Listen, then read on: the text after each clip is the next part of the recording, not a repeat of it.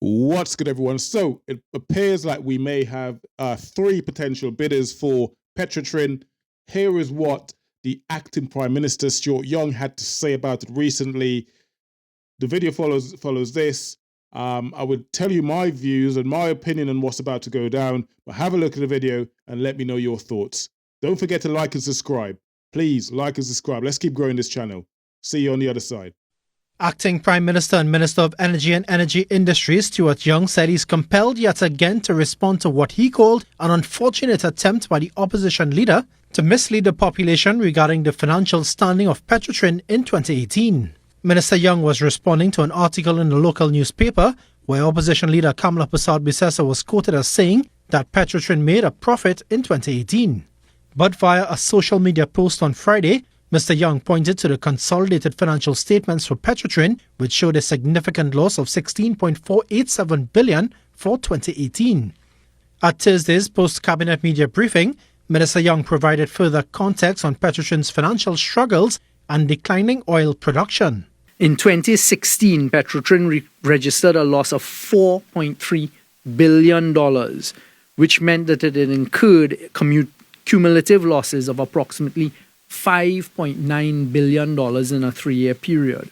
For every barrel of oil that was being processed and refined by Petrotrin, and you're purchasing 100,000 barrels of oil to put into the refinery, we were losing $5 to $7 a barrel of oil. On his social media post on Friday, Minister Young expressed concern over the potential impact of Mrs. Persad-Bissessar's statements on investors and the public. He noted that he was concerned with her statements indicating to potential investors that she and her party would not honor the legal agreements with regard to the refinery deal. On Thursday, Cabinet announced the preferred bidder for the Point-A-Pay refinery, the Nigerian-based Owando Trading DMCC. Sonolala, TTT News.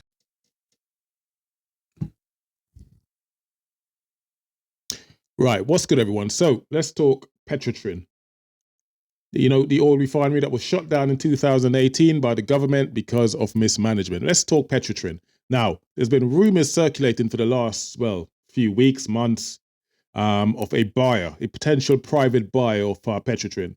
Now, Trinidad Oil Refinery was once as we all know, was once a pillar of our economy, right? It was seen as something to be proud of, something that we were, that we were one of the few Caribbean islands that actually had an oil refinery. So it was, like I say, a pillar of our society, a pillar of our economy. Everyone knew the value of Petrotrin to Trinidad.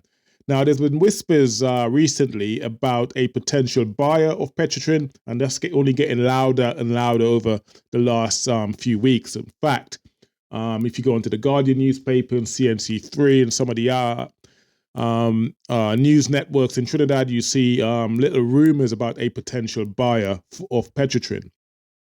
And more importantly, what I want to discuss, will this be a win or just another get-rich scheme for a private company to come to Trinidad and purchase what was a publicly owned company? Now, a private company coming into Trinidad to buy something that was once publicly owned could only mean one thing, right? There is money to be made. There is money to be made, so don't be fooled. The fact that Petrotrin has been shut down since 2018, and we know why they've been shut down. They've been shut down because of mismanagement, poor management by the government. You could say previous governments and the serving government, who were the PNM at the time in 2018. I believe the PNM took over from the UNC, who were in power from 2010 to, I believe, 2014 or 15. Now, there's been mismanagement by both parties, the UNC and the PNM, meaning that Petrotrin fell by the wayside. The mismanagement came from poor investment. Massive loans were taken out to prop up Petrotrin. Money was wasted. They owed their employers massive amount of money on pension and whatnot that wasn't paid. So they ran themselves into debt over the years because of mismanagement. And when you have a company like Petrotrin, it requires constant updating, right? The equipment, etc., needs to be updated to keep up with the international community. If you're not updating the equipment the company has, then the company is likely to fall by the wayside. Because as you can imagine, and those of you who've seen my previous videos, as you can imagine, the international community is always moving forward. And if we're not moving forward alongside them, we will fall by the wayside. And that's essentially what's happened. There's like I said, that's essentially the mismanagement of Petrotrin that led to its downfall. So blame whoever you have to blame. Everyone has to take blame for this. Whatever party that was involved had to take blame for this. There's a lot of corruption. I'm sure a lot of money was handed over to people who only had their self-interest, not the interest of Trinidad or the Caribbean at large, just their self-interest. So a lot of money was made, and as a result, like we say, Petrotrin was shut down.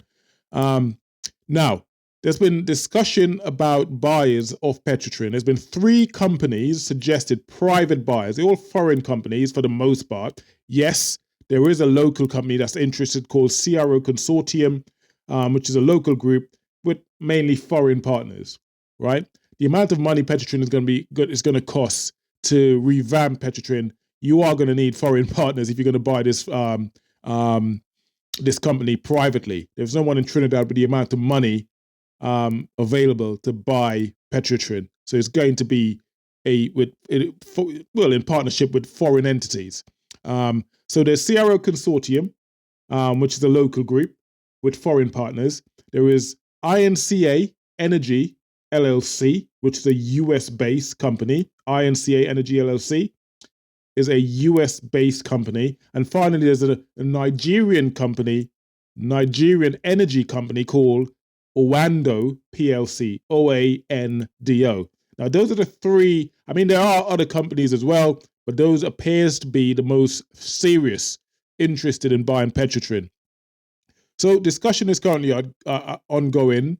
They were supposed to, the government, obviously there's carnival in Trinidad now, so no one's interested in anything to do with business as it pertains to oil and refineries and gas, etc. So just get the carnival out of the way and maybe talk would start again. And it's in the PNM's interest to revamp this talk because obviously there's an election coming up. So,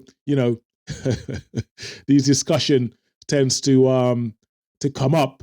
I've already seen the UNC leader saying that she would not be taking her lead from the PNM in terms of the revamping or the purchasing of Petrotrin if she does become leader. I'm not sure what that means.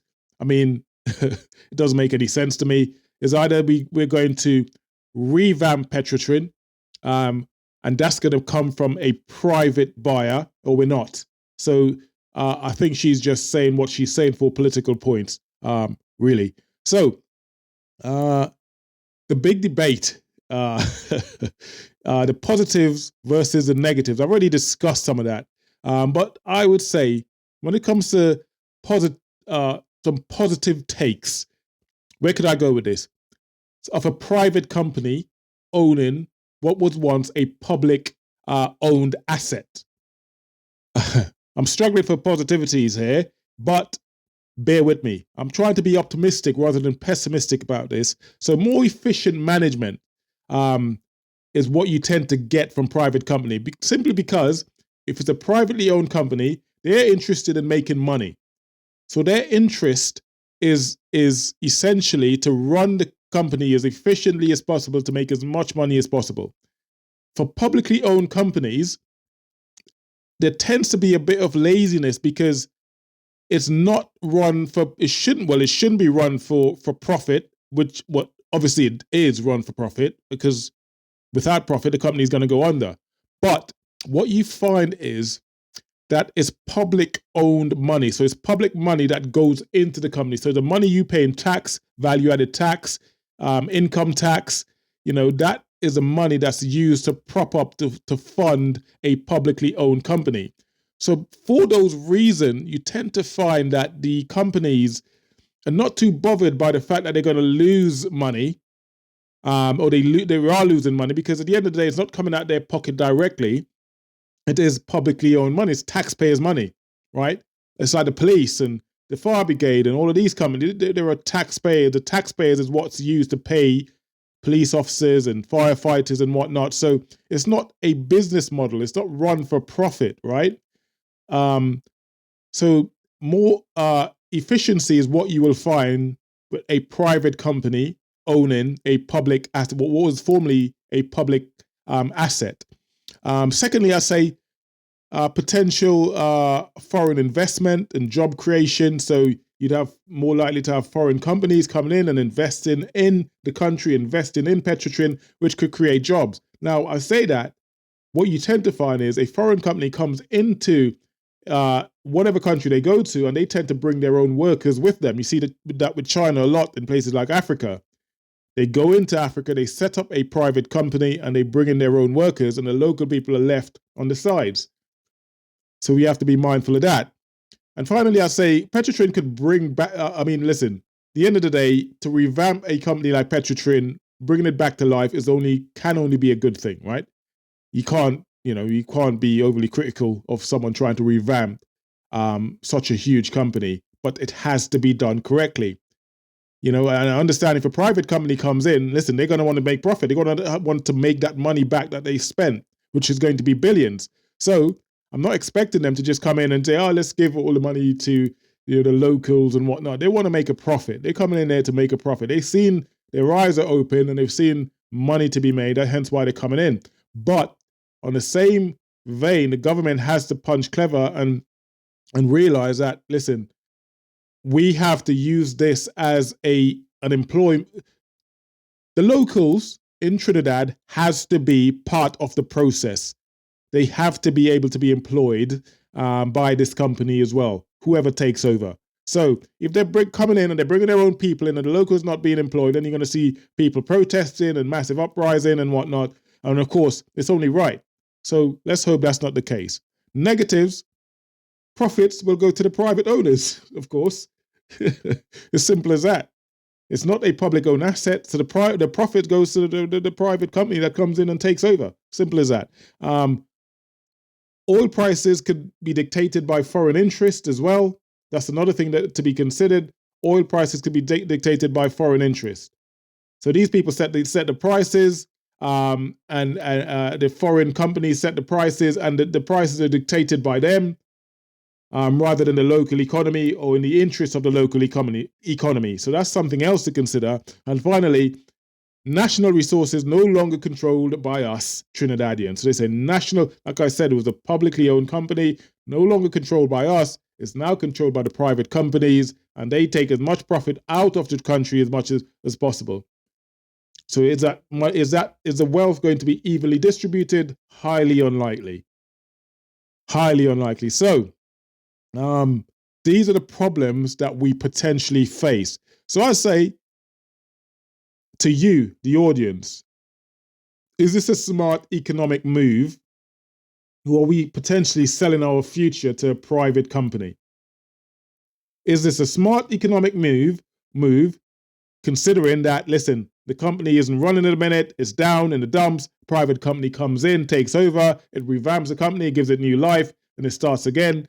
Or we just leave it and, knowing that if a private company does come in, they're going to siphon all the money out of Trinidad and take it for themselves. That's what we're playing with. So what do you think? I'm not sure why the government isn't being clearer about who benefits as well, right? The government needs to make it clear to the people of Trinidad who will benefit from a private company potentially coming in to revamp Petrotrin.